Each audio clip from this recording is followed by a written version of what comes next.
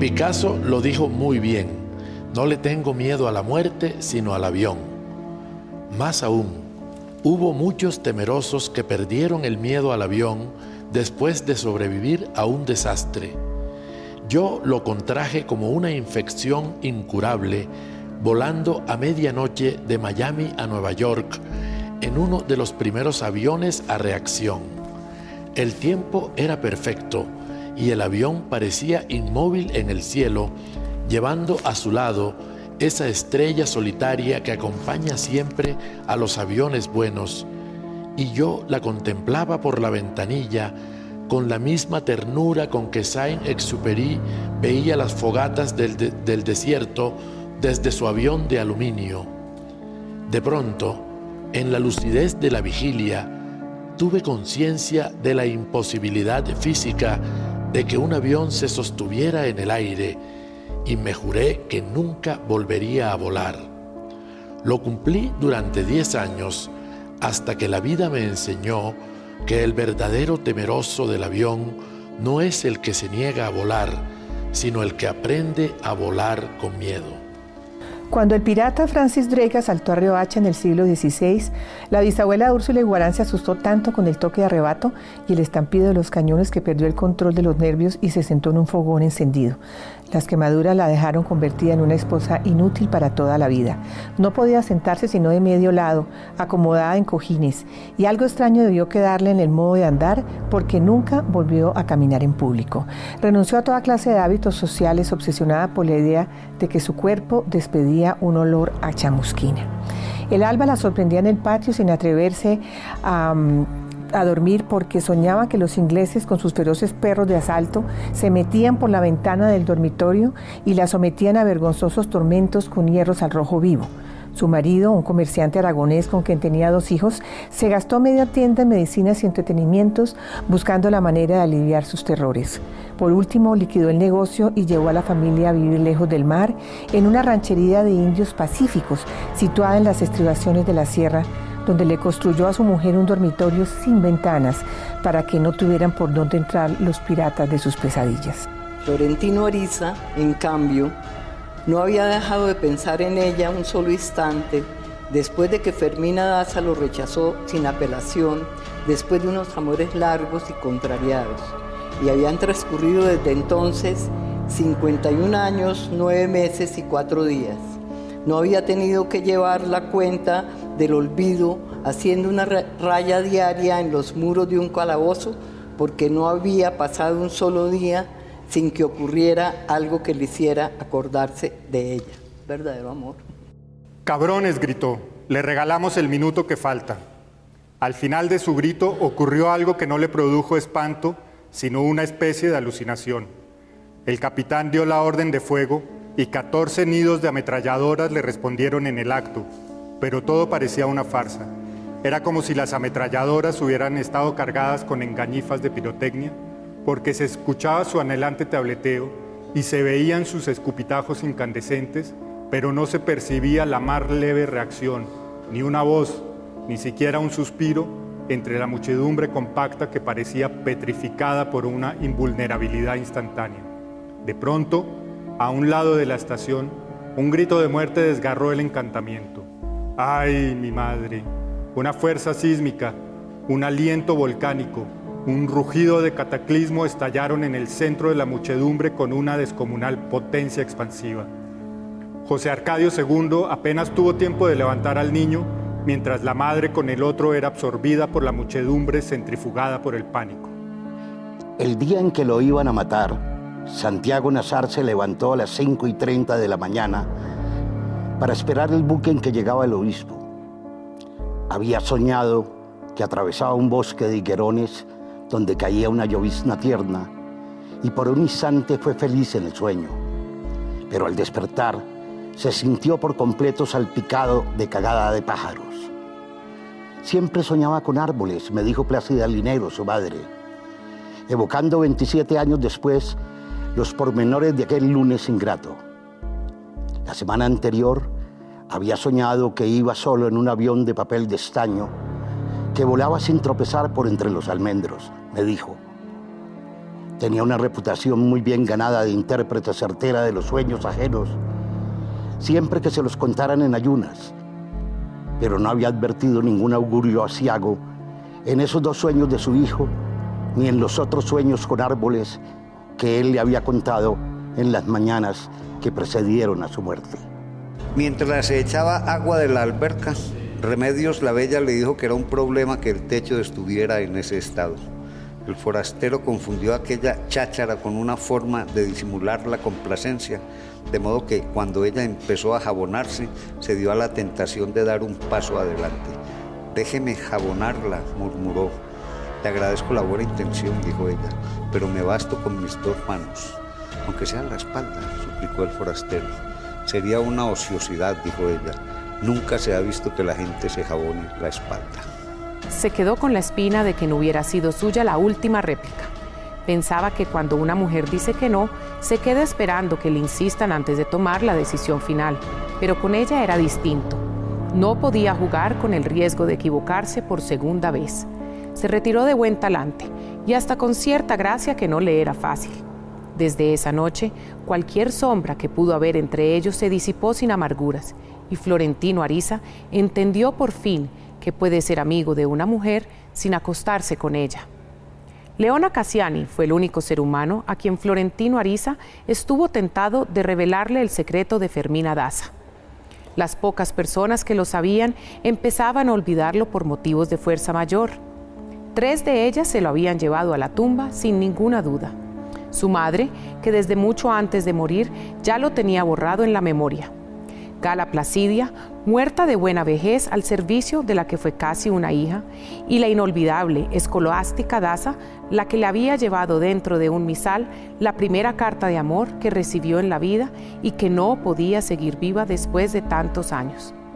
Lorenzo Daza, de quien entonces no sabía si estaba vivo o muerto, podía habérselo revelado a la hermana Franca de la Luz tratando de evitar la expulsión, pero era poco probable que lo hubieran divulgado. Quedaban por contar 11 telegrafistas de la provincia lejana de Hildebranda Sánchez que manejaron telegramas con sus nombres completos y direcciones exactas. Y luego, Hildebranda Sánchez y su corte de primas indómitas. Poco antes del amanecer se lavaron la cara y orinaron en una fonda del camino y tomaron café con croissants calientes en el mostrador donde los camioneros desayunaban con vino tinto. Nena Daconte se había dado cuenta en el baño que tenía manchas de sangre en la blusa y la falda, pero no intentó lavarlas. Tiró en la basura el pañuelo empapado, se cambió el anillo matrimonial para la mano izquierda y se lavó bien el dedo herido con agua y jabón. El pinchazo era casi invisible. Sin embargo, tan pronto como regresaron al coche, volvió a sangrar, de modo que Nena Daconte dejó el brazo colgando fuera de la ventana, convencida de que el aire glacial de las cementeras tenía virtudes de cauterio. Fue otro recurso vano, pero todavía no se alarmó. Si alguien nos quiere encontrar, sería muy fácil, dijo con su encanto natural. Solo tendría que seguir el rastro de mi sangre en la nieve. Luego pensó mejor en lo que había dicho y su rostro floreció en las primeras luces del amanecer. Imagínate, dijo, un rastro de sangre en la nieve desde Madrid hasta París. ¿No te parece bello para una canción? Poco después el ferrocarril empezó a prestar servicios. Macondo era un pueblo próspero, lleno de caras nuevas, con un salón de cine y numerosos lugares de diversiones. Entonces hubo trabajo para todo el mundo, menos para él. Siguió encerrado, esquivo, hasta la mañana en que intempestivamente se hizo presente en el comedor a la hora del desayuno y habló con espontaneidad y hasta con entusiasmo de las magníficas perspectivas del pueblo. Esta mañana oí la palabra por primera vez. Él la dijo: todo esto pasará cuando nos acostumbremos a la hojarasca. Sin embargo, antes de llegar al verso final, ya había comprendido que no saldría jamás de ese cuarto, pues estaba previsto que la ciudad de los espejos, o los espejismos, sería arrasada por el viento y desterrada de la memoria de los hombres en el instante en que Aureliano Babilonia acabara de descifrar los pergaminos, y que todo lo escrito en ellos era irrepetible desde siempre y para siempre, porque las estirpes condenadas a 100 años de soledad, no tenían una segunda oportunidad sobre la tierra. Macondo era entonces una aldea de 20 casas de barro y cañabrava, construidas a la orilla de un río de aguas diáfanas, que se precipitaban por un lecho de piedras pulidas, blancas y enormes como huevos prehistóricos. El mundo era tan reciente que muchas cosas carecían de nombre, y para mencionarlas había que señalarlas con el dedo. Era él, viejo y cansado. Habían muerto 5 papas. La Roma eterna mostraba los primeros síntomas de la decrepitud, y él seguía esperando. He esperado tanto que ya no puede faltar mucho más, me dijo al despedirse, después de casi 4 horas de añoranzas. Puede ser una cosa de meses. Se fue arrastrando los pies por el medio de la calle, con sus botas de guerra y su gorra descolorida de romano viejo, sin preocuparse de los charcos de lluvia donde la luz empezaba a pudrirse. Entonces no tuve ya ninguna duda, si es que alguna vez la tuve, de que el santo era él. Sin darse cuenta, a través del cuerpo incorrupto de su hija, llevaba ya 22 años luchando en vida por la causa legítima de su propia canonización. Agosto 1981. ¿Y usted qué carajo hacía aquí a esta hora?, me dijo sorprendido. Estoy escribiendo la novela de mi vida, le dije. Otra, dijo Alfonso con su humor impio, pues usted tiene más vidas que un gato. Es la misma pero de otro modo, le dije para no dar explicaciones inútiles. No nos tuteábamos por la rara costumbre colombiana de tutearse desde el primer saludo y pasar al usted solo cuando se logra con mayor confianza, como entre esposos. Sacó libros y papeles del maletín maltrecho y los puso en el escritorio. Mientras tanto, escuchó con su curiosidad insaciable el trastorno emocional que traté de transmitirle con el relato frenético de mi viaje. En el dormitorio, de Laura se paró con una sola mirada lo que fue la profusa utilería de la abuela y los objetos de nuevos de Sierva María. Las muñecas vivas, las bailarinas de cuerda, las cajas de música. Sobre la cama, tal como lo hizo el marqués, seguía la maletita con que la llevó al convento. La tiorba cubierta de polvo estaba de cualquier modo en un rincón. El marqués explicó que era un instrumento italiano caído en desuso y magnificó las facultades de la niña para tocarla. Empezó afinándola por distracción y no solo terminó tocándola de buena memoria, sino cantando la canción que cantaba con Sierva María. El 26 de octubre de 1949 no fue un día de grandes noticias. El maestro Clemente Manuel Zavala, jefe de redacción del diario, donde se hacían mis primeras letras de reportero, terminó la reunión de la mañana con 2 o 3 sugerencias de rutina. No encomendó una tarea concreta a ningún redactor. Minutos después se enteró por teléfono de que estaban vaciando las criptas funerarias del antiguo convento de Santa Clara y me ordenó sin ilusiones. El coronel destapó el tarro del café y comprobó que no había más de una cucharadita. Retiró la olla del fogón, vertió la mitad del agua en el piso de tierra y con un cuchillo raspó el interior del tarro sobre la olla hasta cuando se desprendieron las últimas raspaduras del polvo de café revueltas con óxido de lata. Florentino Ariza solía decir que Dios había hecho el mar solo para verlo por la ventana y nunca aprendió a nadar.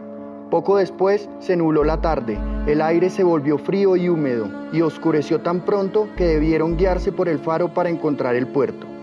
Antes de entrar en la bahía, vieron pasar muy cerca de ellos el transatlántico de Francia, con todas las luces encendidas, enorme y blanco que iba dejando un rastro de guiso tierno y coliflores hervidas. De pronto, como si un remolino hubiera echado raíces en el centro del pueblo, llegó la compañía bananera perseguida por la hojarasca. Era una hojarasca revuelta, alborotada, formada por los desperdicios humanos y materiales de los otros pueblos, rastrojos de una guerra civil que cada vez parecía más remota e inverosímil. La hojarasca era implacable. Todo lo contaminaba de su revuelto olor multitudinario, olor de secreción a flor de piel y de recóndita muerte. En menos de un año, arrojó sobre el pueblo los escombros de numerosas catástrofes anteriores a ella misma. Esparció a las calles su confusa carga de desperdicios. Y esos desperdicios, precipitadamente, al compás atolondrado e imprevisto de la tormenta, se iban seleccionando, individualizándose, hasta convertir lo que fue un callejón con un río en un extremo y un corral para los muertos en el otro, en un pueblo diferente y complicado, hecho con los desperdicios de los otros pueblos. A las 9 de la mañana, mientras desayunábamos en la terraza de La Habana Riviera, un tremendo golpe de mar a pleno sol levantó en vilo varios automóviles que pasaban por la avenida del Malecón o que estaban estacionados en la acera, y uno quedó incrustado en el flanco del hotel.